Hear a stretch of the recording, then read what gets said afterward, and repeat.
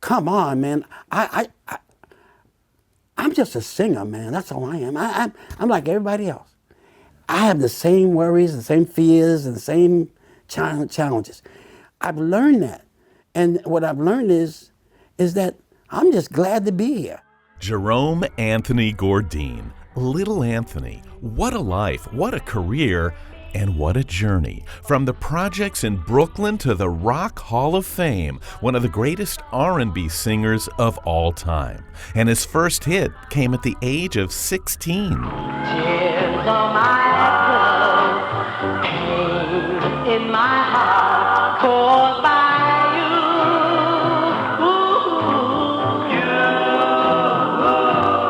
Tears on My Pillow debuted his unmistakable sound, but in the studio, they struggled to get the vocal just right until legendary producer George Goldner had an idea. And I remember seeing Mr. Goldner up in the control room, looking at me through the mirror, and I'm in the thing, and he says, hold. He comes outside, says, looks at me, and he said, who's your favorite singer? Oh, Nat King Cole, because that's what's happening those days. He said, you ever hear how Nat enunciates? Every word is distinct. I want you to sing like you talk. But I'm trying to sing like James Brown and everybody else.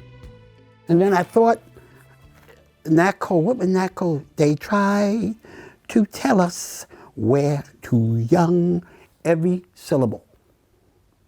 I said, you don't remember me, but I remember you. When I did that and the band's playing, the guys are singing, George, you can see George Goldner go in his chair. Oh my gosh. That's when Little Anthony was born. That's when he was born. It was the first of 19 hits in 15 years.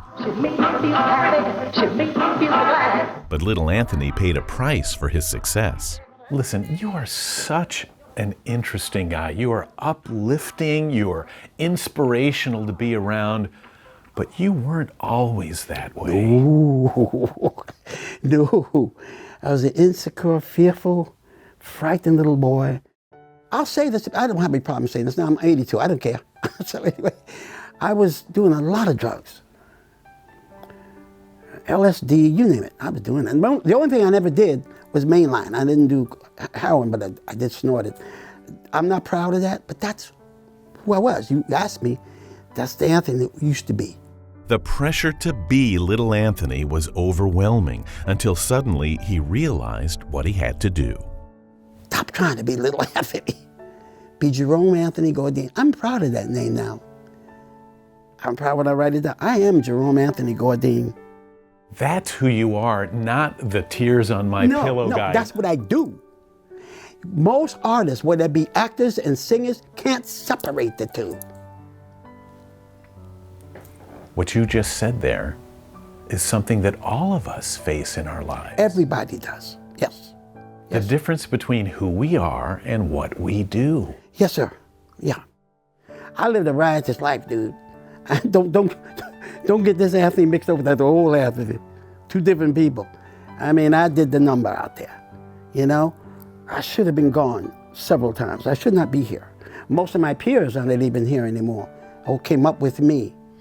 And yet I'm here. Why am I here? I said to myself. But you have purpose. And that purpose is to do what I'm doing right now, talking to you. I'll sit for a while. I bet she has a beautiful smile. And look at you at 82. Do you ever stop and think about that? I think all the time. I said, what the, like everybody else, where did it go? What happened? What just happened? Because to me, in my mind, Tears on My Pillow was just a few years ago. But on the other hand, I was telling you earlier, someone wiser than me said, you ever see a car, the windshield is this big, and the rearview mirror is this big? You know what it is? Because where you're going is more important than where you came from. Oh. Even at 82. Even at 82. You see that every day, one day I take a time, but I'm not guaranteed tomorrow. And even though you get older, physically, I tell people, there's a 32-year-old guy inside of me. Do me a favor. Don't tell him He's 82. It'll upset him. Why do I come to this dreary place and wear such a deceiving face? Anthony Bourdain is as happy as he's ever been because finally he and little Anthony are one and the same. He's at peace with what's in the rearview mirror, but even in his 80s, he's most excited about what lies on the road ahead. Do you miss those days? Oh, it was wonderful, and I don't miss him. Not in the sense, I want to go back to the old days. Oh, heck no. You know what moms maybe used to say? These are the good old days. We are.